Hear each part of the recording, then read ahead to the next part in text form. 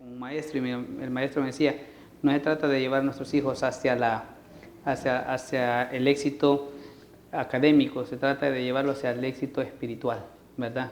Ir moldeando su corazón, ¿verdad? Muy bien, Romanos capítulo 2, versículos del 1 al 5 esta mañana, vamos hasta allá al Nuevo Testamento, vamos a continuar con esta preciosa carta, hermano. Recuerde que Romano está hablando primeramente, si usted no ha venido los miércoles, le doy un repaso general. Romanos es una carta sobre evangelismo, sobre el evangelio, mejor dicho. ¿Qué es lo que Dios demanda del ser humano para ser salvo? ¿Y cuál es la condición del ser humano por la cual necesita del evangelio de Jesucristo? Romanos capítulo 2, versículos del 1 al 5, póngase en pie por favor para mayor reverencia a la palabra del Señor, lo vamos a leer todos juntos. El viernes estuvimos hablando de algunos versículos bastante interesantes que los vamos a ver durante el estudio también. Romanos capítulo 2, versículos del 1 al 5, principios acerca del juicio de Dios. Todos decimos Dios es amor, amén, pero también Dios es fuego consumidor. Nosotros a nuestros hijos les decimos disciplina con amor y amor con disciplina. No puede ir separado. Al hijo que se le da todo, mucho amor, ¿qué pasa con él? Se desvía. El hijo que nunca es disciplinado se desvía. Incluso la misma palabra de Dios dice que el que aparta la vara de su hijo aborrece el alma de su hijo, ¿verdad? Lo destruye. Tenemos que llevar las dos cosas. Entonces, precisamente vamos a hablar sobre disciplina y juicios, que, como lo menciona la carta. Dice el Señor en su palabra, por lo cual, 2:1, leemos todos juntos, por lo cual eres inexcusable, oh hombre, quien quiera que seas tú que juzgas, pues en lo que juzgas a otros te condenas a ti mismo, porque tú que juzgas haces lo mismo. Mas sabemos que el juicio de Dios contra los que practican tales cosas es según verdad. Y piensas esto, oh hombre, tú que juzgas a los que tal hacen y haces lo mismo, que tú escaparás del juicio de Dios. O menosprecias la riqueza de su benignidad, paciencia, longanimidad, ignorando que su benignidad te guía al arrepentimiento. Pero por tu dureza y por tu corazón no arrepentido, atesoras para ti mismo ira para el día de la ira y de la revelación del justo juicio de Dios. Vamos a orar. Padre, te alabamos, te bendecimos. Gracias, Señor, por esta preciosa palabra. Esta noche vamos a compartir. Suplicamos, Señor, que nos dé una doble porción de gracia para aprender y para enseñar, Señor. Ayúdanos a cada uno de nosotros a reconocer de que necesitamos primero reflejar nuestro rostro en el espejo de tu palabra. Padre, ayúdanos a poder entender su carácter a través de este estudio. En el nombre de Jesús. Amén y amén. Pueden tomar sus asientos. Si usted revisa Romanos capítulo 1 desde el 18 hasta el 32, que fue precisamente el estudio bíblico que enseñamos el día viernes y se llamaba ¿por qué tenemos problemas? O ¿cuál es la causa de nuestros problemas? Y veíamos que la causa de nuestros problemas es haber abandonado a Dios, es no tomarlo en cuenta en todas nuestras decisiones diarias. Romanos 1 del 18 al 32 enseña que Dios es justo al manifestar su ira contra los pecadores. O sea que Dios no se va a enojar o no va a castigar a un pecador solo porque Él quiere castigarlo. No, es porque hay un motivo, una causa. Al igual que usted, cuando usted disciplina a su hijo, usted no lo disciplina solo porque es su hijo, ¿verdad que no? Tiene que haber una causa, ¿verdad? Y de repente el niño está sentado y usted llega, ¡ya! ¿Y yo por qué me pegas? Le dice, ¿por qué eres mi hijo? ¿Usted haría eso? No, ¿verdad que no? Entonces, igual es Dios con nosotros. Dios no te va a venir y te va a disciplinar solo porque eres su hijo. No, tiene que haber una causa que a Él le esté moviendo a disciplinarnos. Dios ha dado a conocer al hombre todo lo necesario para que éste tenga comunión con su Creador. Y lo podemos encontrar en la Biblia. Todos aquellos que quieren conocer de Dios tienen que leer la Biblia, tienen que estudiar la Biblia. tienen que dormir con eso en la mente, pensar en esto, meditar día y noche, como dice Josué 1:8, y que podamos aprender más de él. Sin embargo, el hombre no tiene excusa delante de Dios porque, oiga bien esto, aún conociendo de Dios, se desvía. Aún conociendo de Dios, torcemos nuestros caminos.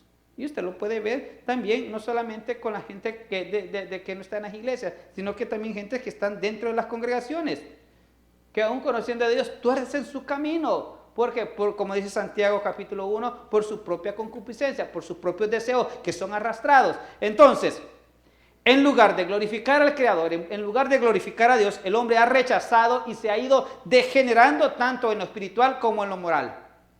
Y sucede en la iglesia moderna, que se ha venido degenerando tanto en lo espiritual como en lo moral. Y tenemos un problema en todas nuestras iglesias siempre. Bien dijo Jesucristo que era necesario que el trigo y la cizaña crecieran juntos. Y usted lo va a ver. Ahora, el ser humano se ha entregado a la idolatría. Y déjeme decirle cómo se lo voy a explicar. Nosotros decimos, nosotros no somos idólatras. Yo no soy idólatra. Sin embargo, cuando revisamos nuestros corazones y buscamos dentro de ellos y hacemos una lista de prioridades, se da cuenta que muchas veces Dios no es el primero. Y lo voy a decir no por los que están enfermos o por los que están trabajando, sino por aquellos que pueden venir y no vienen a la casa del Señor cuando tienen que venir. No están. Hay algo más importante para ellos que Dios mismo. Y eso así es. Entonces, como muchas veces nos entregamos a la idolatría, provocamos a ir al Dios Santo. Ay, ¿por qué me va mal? Y de repente cuando nos comienza a ir mal, volvemos a la iglesia y Dios comienza a perdonarnos y Dios comienza a sanarnos y comienzan a salir las cosas bien. Pero nuevamente, cuando ya estamos tranquilos y pasó el problema, ¿qué pasó? Salimos otra vez corriendo. Además, el ser humano y también dentro de las congregaciones se han entregado a prácticas inmorales, tales como homosexualismo, lesbianismo, sodomismo, un montón de cosas. Tal vez nosotros somos una iglesia pequeña y posiblemente no pase nada de eso. Pero hay congregaciones grandes donde pasa también. Pero como la gente ahí llega, ni se conocen. Allá por el módulo tal, allá se siente el hombre con la mano, la esposa al otro lado, el otro con los hijos. ¿Y dónde está la esposa? En mi casa. No, también vino a la iglesia, pero de todo el otro lado. Sucede en las iglesias grandes. A veces no nos podemos dar cuenta de eso. Sin embargo, la depravación espiritual y moral del ser humano es tan completa que es capaz de cometer cualquier tipo de pecado en cualquier momento de su vida. Y oiga bien, los cristianos, si no estamos firmes, también somos muy buenos candidatos. Si no estamos bien aferrados a la palabra del Señor, si no estamos bien aferrados al Señor, si no nos llenamos diariamente del Señor, somos candidatos. El apóstol Pablo enseña que Dios ha intervenido de una manera judicial. ¿Usted sabe qué es una manera judicial? Cuando ya le echan las judiciales, que ya usted ya tiene un juicio.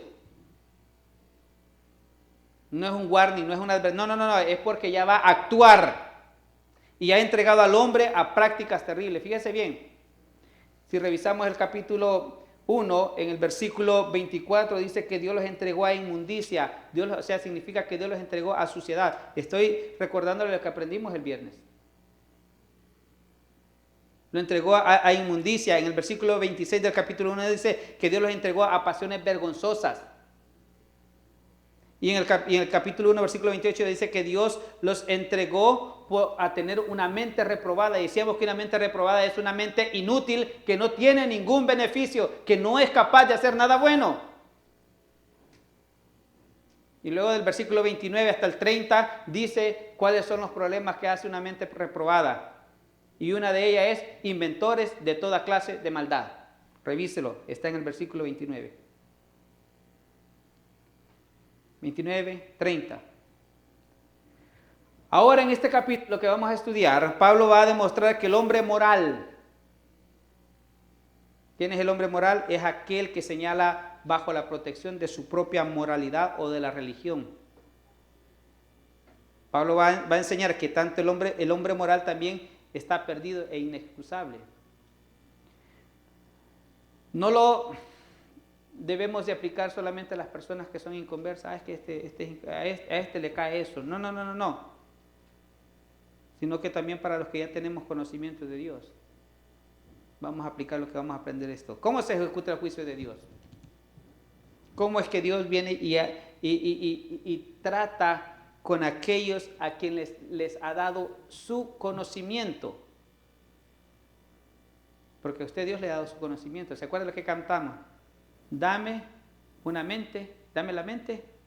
¿De quién? De Cristo. Y la Biblia dice que usted y yo tenemos la mente de Cristo cuando venimos a ser cristianos. Significa que ya no deberíamos de andar pensando en el pecado. Amén. Sin embargo, a veces abrimos un espacito, ¿verdad? Así como cuando ya tiene llena la casa y ¿dónde pongo este volado? Aquí voy a mover un montón de cajas y ahí lo meto. Le hacemos un espacio. O lo reemplazamos por algo más. Entonces, ¿cómo Dios trabaja con eso? Veamos el primero. Lo primero que vamos a aprender esta mañana, el primer principio, es que el hombre moral es declarado sin excusa ante Dios. En el versículo 1 dice, por lo cual estamos en el 2.1, por lo cual eres inexcusable, oh hombre. Cuando dice oh hombre, no solamente se refiere al hombre, sino que refiere tanto a hombre y a mujer. Por lo cual dice, eres inexcusable, oh hombre, quien quiera que seas tú que juzgas. Aquí no está diciendo si es cristiano o no es cristiano, si es pastor, no, cualquiera. No está haciendo excepción de personas. Por lo tanto dice, oh hombre, quien quiera que seas tú que juzgas, pues en lo que juzgas a otro te condenas a ti mismo, porque tú que juzgas haces, dice, lo mismo. En este versículo Pablo deja claro que es inexcusable cualquier ser humano que usas juicio para señalar a otro. Inexcusable significa no tener defensa. Romanos 1:20, ahí atrásito dice, porque las cosas invisibles de Él y su eterno poder y deidad se hacen claramente visibles desde la creación del mundo, siendo entendidas por medio de las cosas hechas, de modo que no tienen excusa. Nadie tiene excusa. Todos tenemos conocimiento de Dios. Errado tal vez, pero lo tenemos. Sabemos que hay un Dios todopoderoso. ¿Amén? ¿Sabe la gente allá afuera que hay un Dios todopoderoso? Sí lo sabe. Y si lo saben ellos, lo sabemos nosotros. Por lo tanto, ¿qué dice? ¿No tenemos? No hay excusa. Usted y yo no somos excusables. Especialmente aquellos que nos dedicamos a predicar la palabra de Dios. Somos doblemente sin excusa. ¿Sí me entiende? Ahora, sin defensa, no tiene nada que decir. ¿Por qué? Porque conocemos de la palabra. Somos culpables.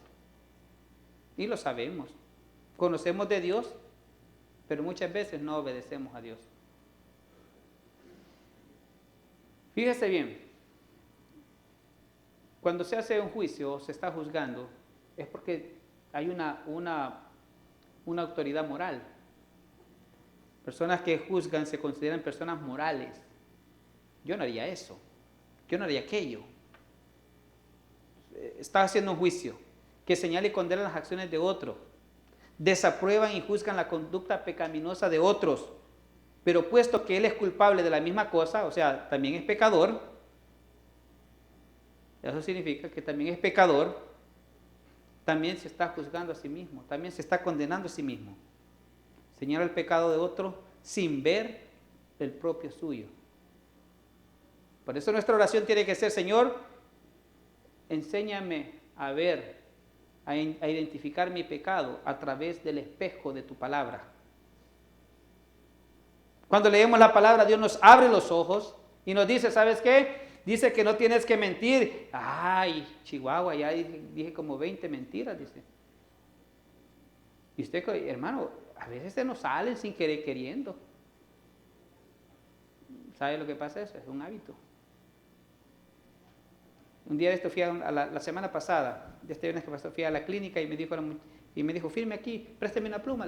Y la muchacha tenía un florero con unas plumas que les había puesto un gran papel, así, un cartón le había puesto. Y esto le digo, es para que no se lo lleve. No crea, me dice, aún así con ese gran cartón se la llevan, me dice. Pero no crea que lo hacen intencional, dice. A ellos se les olvida. Cleptómanos, les digo. Porque tenemos la costumbre. Creemos que todo lo que llega a nuestras manos es de nosotros. Creemos que nuestra vida es propia de nosotros y se nos olvida que la vida nos la ha dado Dios y que le pertenece a Dios. Entonces, veamos algunos ejemplos. Génesis 38, corra conmigo, porque el tiempo se acaba y quiero comerme una charamusca. Génesis 38, versículo 12. ¿De qué está hablando Pablo? Bueno, está hablando de que a veces creemos que tenemos la razón. Y suponga que sí la tenemos. Pero el problema es que antes de poder dar una opinión o un juicio, tenemos que ver realmente cómo estamos nosotros. Mire el versículo 38, el capítulo 12, perdón. Versículo 12, capítulo 38. Pasaron muchos días y murió la hija de Súa. Capítulo 38, versículo 12. ¿Estamos bien? Vale. Y pasaron muchos días y murió la hija de Súa, mujer de Judá. Después Judá se consoló y subía a los trasquiladores de sus ovejas a Timnat, él y su amigo Hira, el adulamita. Y fue dado aviso a Tamar, diciendo, he aquí tu suegro sube a Timnat a trasquilar sus ovejas. Entonces se quitó ella los vestidos de su viudez y se cubrió con un velo y se rebozó y se puso a la entrada de Enaim junto al camino de Timnat, porque veía que había crecido Sela y ella no era dada a él por mujer.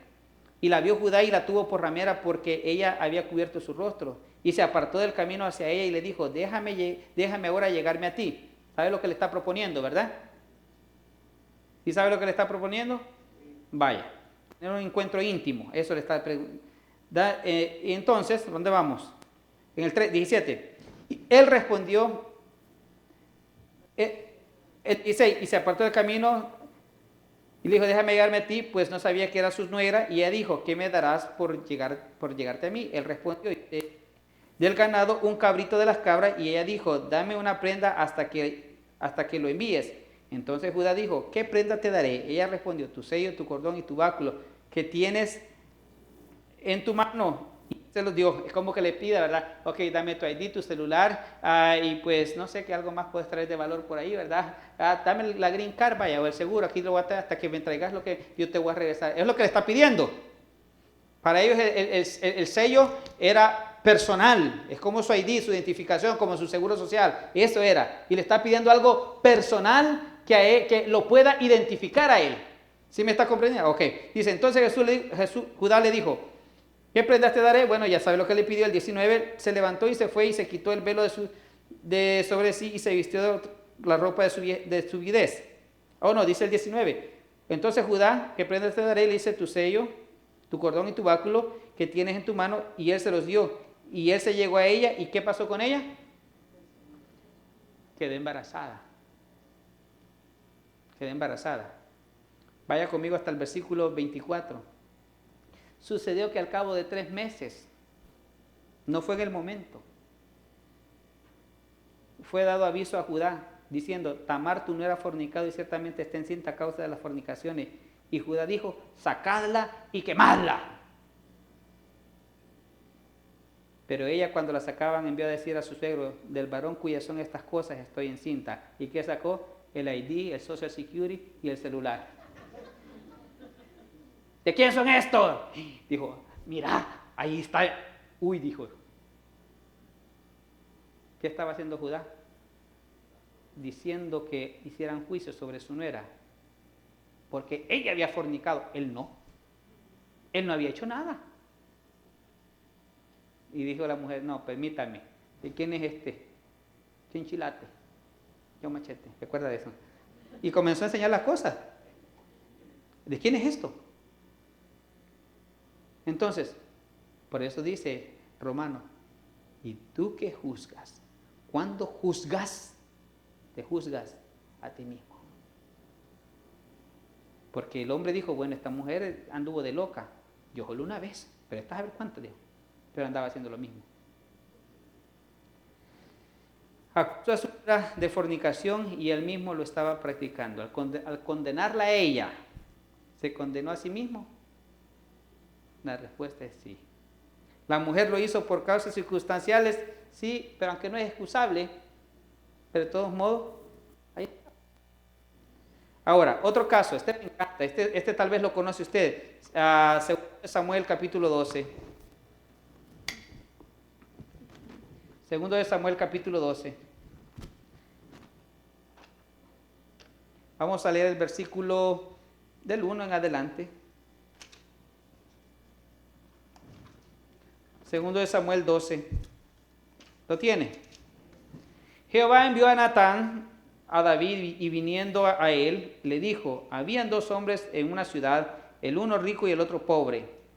El rico tenía numerosas ovejas y vacas, pero el pobre no tenía más que una sola corderita que él había comprado y criado y que había crecido con él y con sus hijos juntamente, comiendo de su bocado y bebiendo de su vaso y durmiendo en su seno, y la tenía como una hija.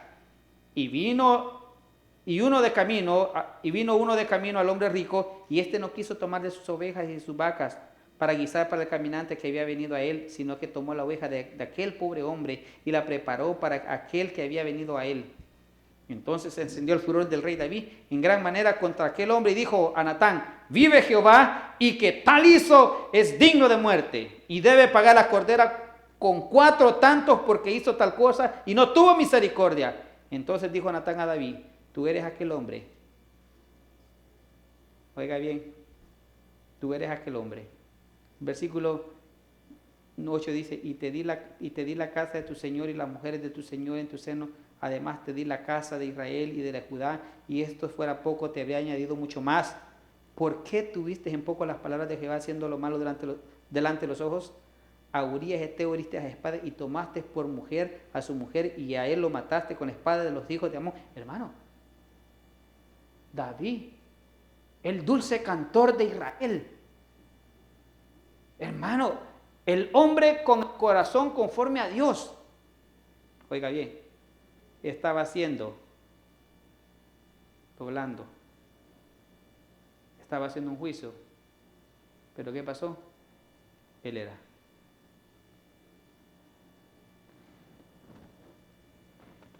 Es fácil reconocer el pecado de otros. Es fácil reconocerlo. Es fácil ver los defectos de los demás. Y es fácil porque es lo que vemos en nosotros mismos también a veces. Eso se llama proyección. Se proyecta a otro. En lenguaje, en jerga cristiana le hablamos del gris del otro para tapar nuestro negro. Es así. Entonces el primer principio que vamos a aprender esta noche es que aunque tú crees que eres una persona moral, también tienes un problema que se llama pecado. Y si tú dices, oh, es que yo no he pecado, 1 de Juan, versículo 10 dice que todo aquel que dice que no ha pecado hace mentiroso a Dios y su palabra no está en él. Entonces, el juicio de Dios primero empieza enseñándonos que todos somos culpables. Todos tenemos cola de donde que nos tengan que pisar. A algunos se les va a notar más. Otros lo van a saber esconder bien. Pero de que tienen. De que hay.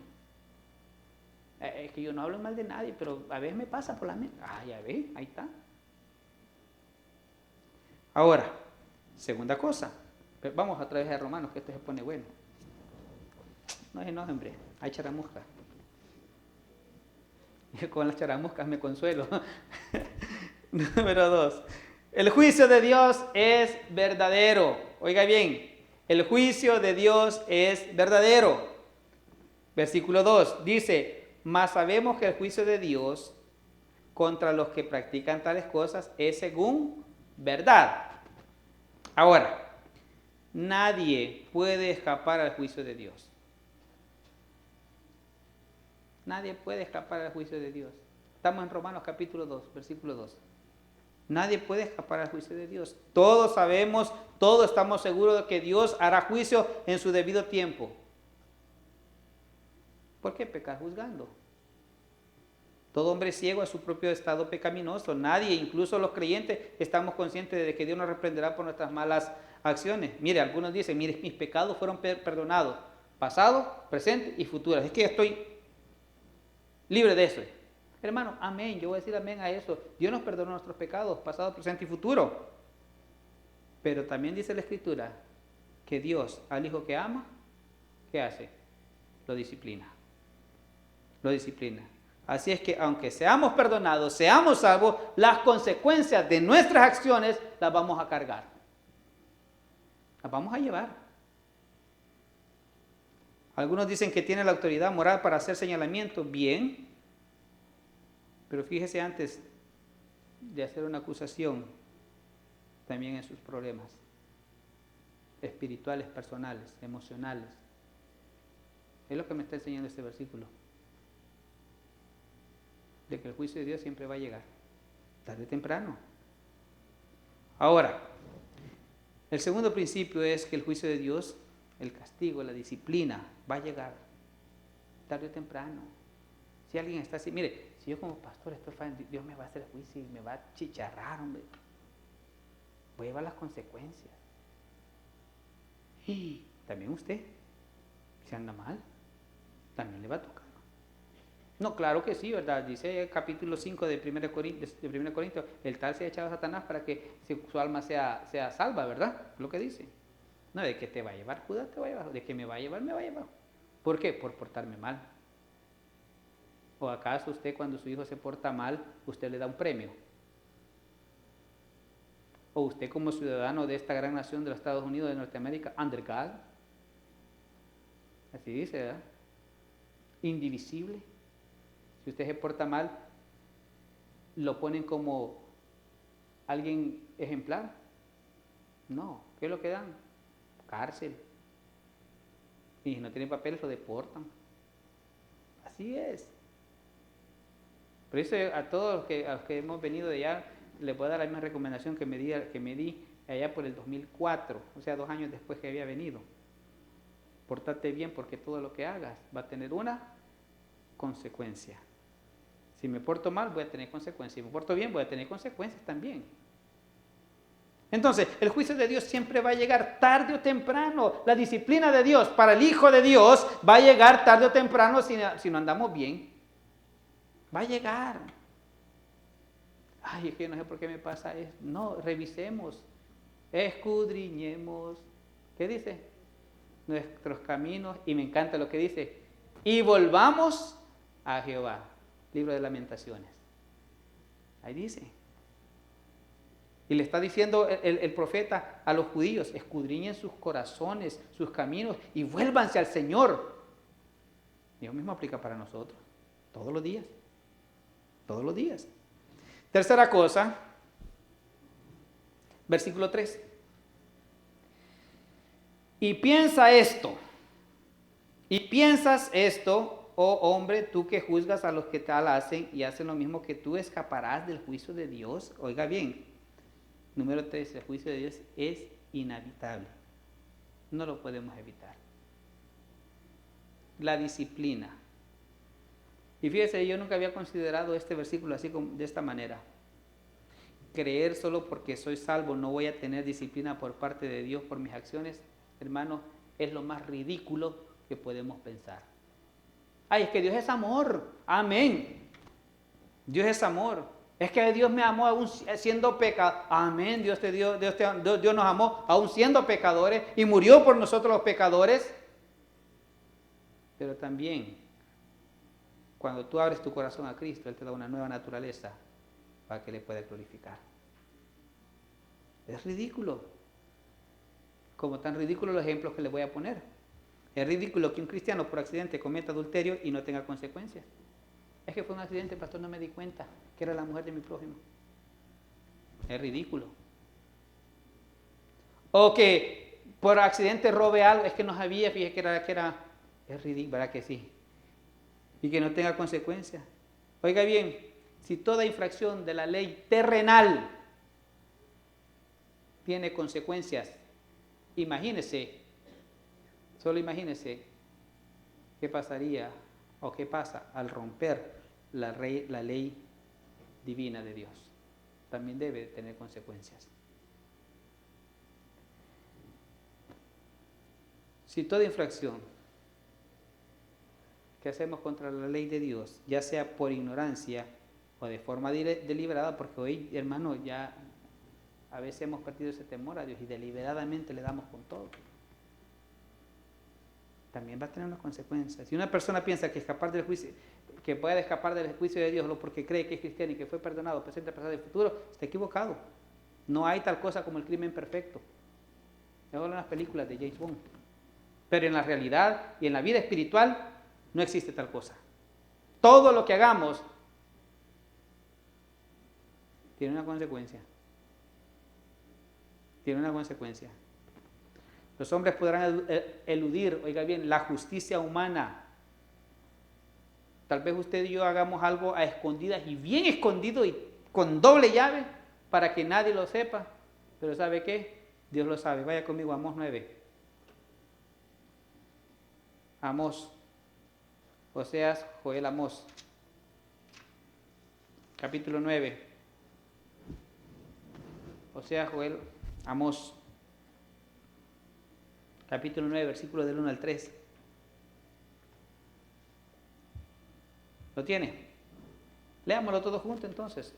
Dice: vi al Señor que estaba sobre el altar y dijo: derriba el capitel y estremezcanse las puertas y haz los pedazos sobre la cabeza de todos, y al postrero de ellos mataré a espada. No habrá de ellos quien huya ni quien escape. Aunque cavasen hasta el Seol, de allá los tomará mi mano, y aunque subieran hasta el cielo, de allá los haré descender. Si se escondieran en las cumbres del Carmelo, ahí los buscaré y los tomaré, y aunque se escondieren delante de mis ojos en lo profundo del mar, ¿qué va a pasar? Ahí te va a llegar la consecuencia. Ay, es que me voy a ir mejor para El Salvador porque allá ya, o a ver, venimos de allá, me voy para Estados Unidos porque ya no, nadie sabe de mí, pues. Nadie sabía. Hoy con Facebook ya todos saben dónde estás. Ni saben dónde estás.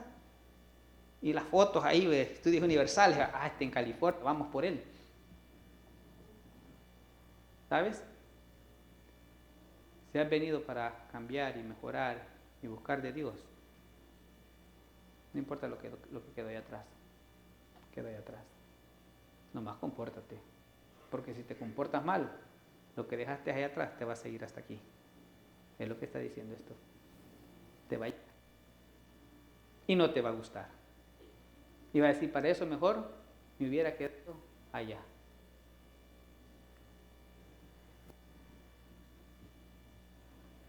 Entonces el juicio, la disciplina de Dios es inevitable.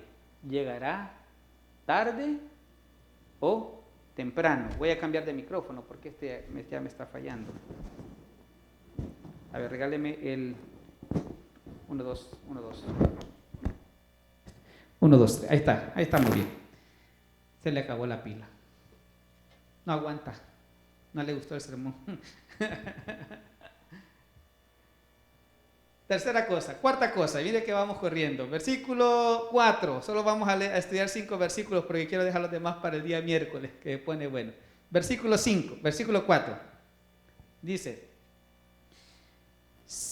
perdón, estoy en Amós todavía, ¿por qué no cuadra? Dije, estoy en Amós, regreso aquí a Romanos. 2:4 de Romano. O menosprecias las riquezas de su benignidad, paciencia y longanimidad. Cuando estábamos leyendo eso, esa parte vi que a algunos les trabó la lengua, es longanimidad, ignorando que su benignidad te guía al arrepentimiento. Hermanos, este versículo es como una gota de agua en medio de un sediento desierto. Y te está diciendo de que Dios siempre está esperando un corazón arrepentido. Ya sabemos que no tenemos excusa, pero dice, ¿sabes qué? A pesar de todo eso, yo estoy esperando un corazón arrepentido. Dios siempre está esperando que tú y yo, en vez de juzgar a otros, nos arrepintamos de nuestros propios pecados. Fíjese cómo empieza el proceso. Primero empieza con la benignidad. Dice, o menospreciar la riqueza de su benignidad. ¿Qué es eso? La bondad de Dios. Dios es generoso con todos los hombres. Mateo 5:45 dice que Él hace salir su sol sobre buenos y malos y que hace llover sobre justos e injustos. Pero a veces nosotros menospreciamos la bondad de Dios. Bueno, y fíjese bien, Dios tiene todo bien preparado. Bueno, usted despreció la bondad. Bueno, le voy a tener que dice ¿cuál es la siguiente palabra que aparece ahí? Después de benignidad, le voy a tener paciencia. No es suficiente mi bondad para este. Bueno, voy a probar con mi paciencia con él. Voy a tolerarlo. No juzgue el pecado inmediatamente, sino que muestra su tolerancia. Segunda de Pedro 3:9. Segunda de Pedro 3:9 dice, el Señor no retarda su promesa, según algunos la tienen por tardanza, sino que es paciente para con nosotros, no queriendo que ninguno perezca, sino que todos procedan al arrepentimiento. Dios no retarda su promesa porque Él quiere, sino que quiere que usted y yo, los inexcusables, nos arrepintamos. Nos arrepintamos. Y aún así, teniendo la tolerancia de Dios, y cuando nosotros rechazamos su tolerancia, entonces Él aplica su longanimidad. Significa que Él sigue esperando. Este versículo sí me gustaría que lo buscaran, Éxodo capítulo 34. Vamos a aplicar ese versículo, esa palabra, longanimidad, que significa paciencia también, pero paciencia de otra manera. Capítulo 34 del libro de Éxodo, versículos 6 y 7.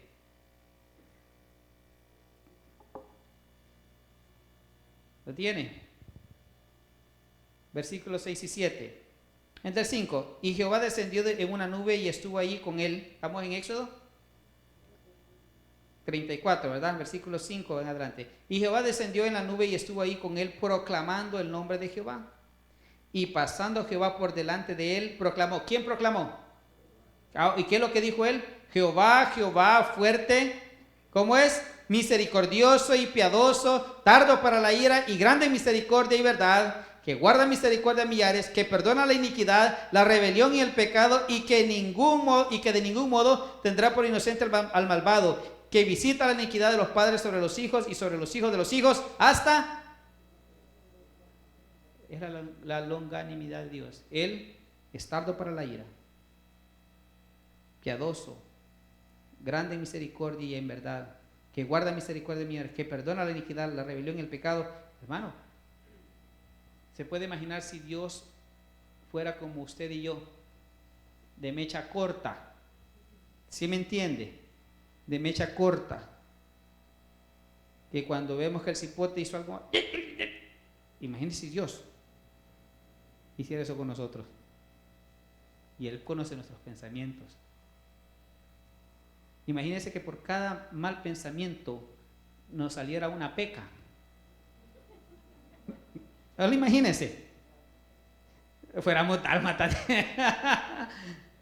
Fuéramos pecosos. Es un ejemplo. Pero Él no es así. Él no es así. Él dice el versículo 6 que Él es fuerte, misericordioso, piadoso, tardo para la ira y grande en misericordia y verdad, que guarda misericordia a millares y que perdona la iniquidad, la rebelión y el pecado, y que de ninguna manera tendrá por inocente al malvado.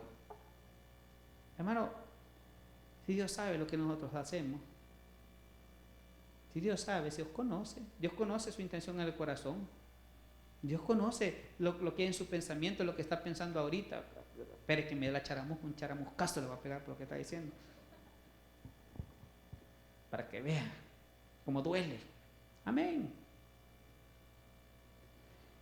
Si bien es cierto que el juicio de Dios llega, Él espera que tu corazón se arrepienta.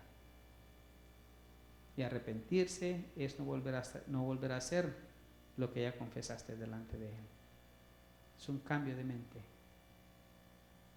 Por eso a nosotros nos llaman los nacidos de nuevo. Porque deberíamos de tener un cambio de mente. Y un último, para que no se me duerma. Número 5, cualquier parecido, hermano. Vamos otra vez allá a Romanos capítulo 2, versículo 5.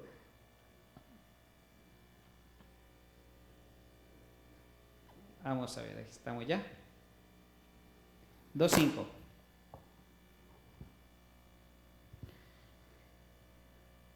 Hermano, quiero que sepa y que entienda que habrá un día de castigo para el impío.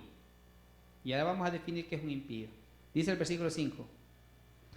Pero por tu dureza y por tu corazón no arrepentido, o sea que hay dos cosas ahí, ¿verdad?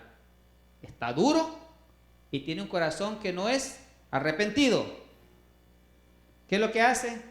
Atesoras para ti mismo ira para el día de la ira y de la revelación del justo juicio de Dios. Definamos qué es un impío. Hermano, un impío no es lo mismo que un inconverso. Oiga bien, el inconverso, él no conoce de Dios. Conoce tal vez de alguna manera, pero él no conoce la palabra como usted y yo la conocemos, que usted trae una Biblia o que tiene una Biblia en su casa, ¿verdad? O que oye sermones, que oye la radio, o que pasa escuchando la... Él no conoce nada de eso. Él lo único que conoce es la que buena y la licor de la esquina. Lo que conoce. Ese es un inconverso. El inconverso ignora. Sin embargo, el impío es aquel que conociendo la palabra de Dios está endurecido y su corazón no está arrepentido. No quiere escuchar la palabra de Dios y no quiere venir al arrepentimiento. De ahí es donde sacamos la palabra impiedad. ¿Se acuerda el día viernes los que estuvieron? Decíamos que impiedad es tener o es desobedecer la palabra de Dios. Y la injusticia decíamos que es tener una mala conducta. Te lo repito, impiedad es desobedecer a Dios, injusticia es tener una mala conducta. Entonces, un impío es una persona que conoce de Dios, que conoce la palabra de Dios y que sabe lo que tiene que hacer, pero como está endurecido por el pecado y su corazón no está arrepentido, entonces, oiga bien, entonces hay un problema con él. Hay personas que no quieren cambiar. Yo soy así, pues. Ya mira, Dios sí me va a aceptar. No, ¿sabes qué? Dios al principio Él sabe cómo eres, pero Él quiere que haya un cambio en ti. Es lo que Él quiere. Es lo que Él quiere, que haya un cambio. Y ese cambio se llama arrepentimiento. Y yo lo pongo con el ejemplo. Llega el esposo a las 2 de la mañana, el día sábado, porque se fue el viernes de la noche, llega sábado a las 2 de la mañana bien borracho porque cerraron la cantina, y ve a la señora y la señora la está reclamando y lo primero que hace es golpearla. Al día siguiente a las 8 de la mañana, que se despierta así medio sonámbulo todavía, ve a la señora con el ojo morado: mi amor, perdóname, te prometo que no lo voy a volver a hacer. Y al siguiente semana pasa lo mismo. Entonces no tuvo un arrepentimiento, que es lo que hubo, un remordimiento, y para que no le llame la policía. Es todo lo que pasó. Sabe lo que está haciendo mal, conoce las consecuencias. Estos son aquellos que dentro de las iglesias cristianas escuchan la palabra de Dios pero no la cumplen, levantan la bandera de ser cristianos pero sus vidas dicen todo lo contrario. Realmente no han nacido de nuevo. Y oiga bien, no lo confunda con los creyentes que están luchando contra el pecado, porque eso es normal, que todo creyente luche con el pecado todos los días. Todos los días. Aquel cristiano que está cómodo con su pecado, entonces tiene un problema de nuevo nacimiento. Está entrando en una etapa de impío, porque conoce la verdad y no se arrepiente porque tiene un corazón endurecido. Entonces, ¿por qué serán castigados? Dice ahí el versículo: por la dureza y por el corazón no arrepentido. Los corazones de los hombres se endurecen más y más cuando se niegan a responder a la benignidad, o sea, a la bondad de Dios, a la paciencia y a su longanimidad. Se resisten y cada vez se van endureciendo. Sus corazones no arrepentidos, dice el versículo, que atesoran para sí mismo juicio para el día del juicio. Dice ya en Mateo que nosotros tenemos que hacer tesoros, ¿dónde? En el cielo. Pero algunos no están haciendo tesoros en el cielo. Algunos, no de aquí no hay, hermano. Aquí todos estamos haciendo tesoros en el cielo. ¿Amén? Qué poquitos, amén, hermano. Bien poquitos. Ay, no. Tenemos que estar seguros de lo que estamos haciendo. Pero fíjese bien. Pero hay algunos que deliberadamente están atesorando ira. Y le dice, mire, hermano, no es por ahí. A mí no me diga, esta no es mitad. Bueno, está bien, pues. Dele. Allá te voy a esperar a la entrada del hospital. Y llámame para que te vaya a ver. De verdad. Entonces, por la dureza de su corazón. ¿Y cómo llega eso? Repentinamente. Proverbios 29:1. Y con esto vamos a ir terminando ya. Proverbios 29:1.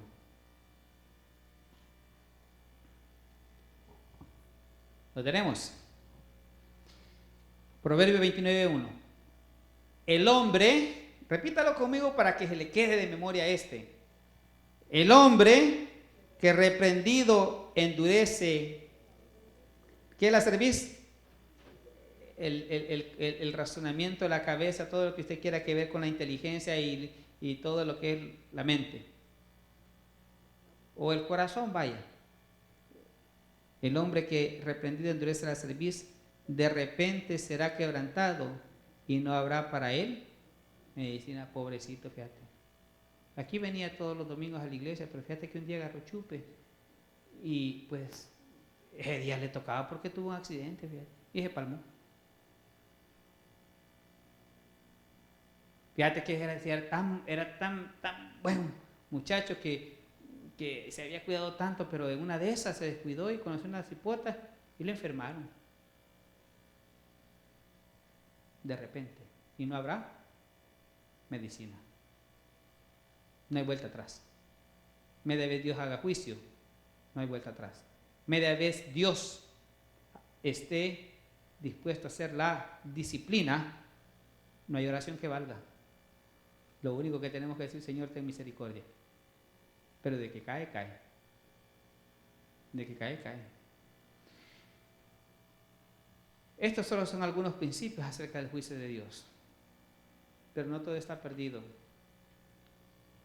Juan capítulo 5, versículo 24 dice, de cierto os digo, el que oye mi palabra y cree al que me envió, tiene vida eterna y no vendrá condenación, mas ha pasado de muerte a vida.